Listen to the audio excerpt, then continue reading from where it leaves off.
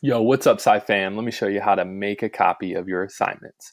So you most likely have gotten here to the green circle page and maybe you recorded your first science notebook page. You should have that done.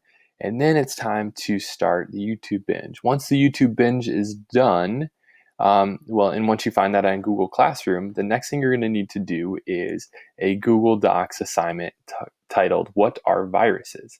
And you'll find that on Google Classroom. So once you get to your Google Classroom and you open up that document, you're going to end up here.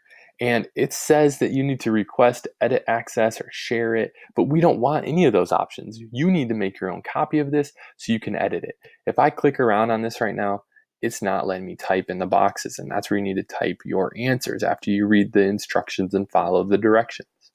In order to do that, you need to come up here to the top left where the file menu is, go down and find make a copy. Once you make a copy, it's going to give you edit access. You can, call it whatever, or you might want to keep the right name so that you can find this assignment when you need to turn it in.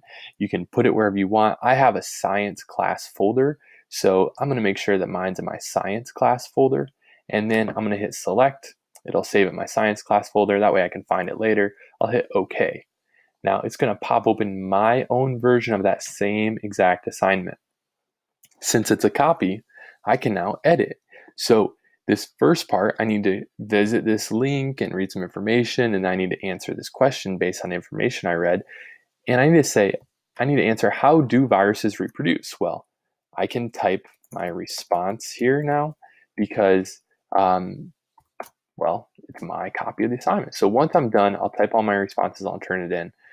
Make sure you use spell check there as you navigate through all of this.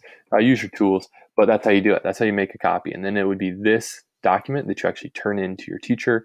They can grade it, but that's a little trick. To take a view-only document into your own copy, you go to that file, make a copy, and you can then turn in your document into the turn-in tray on your learning platform, such as Google Classroom.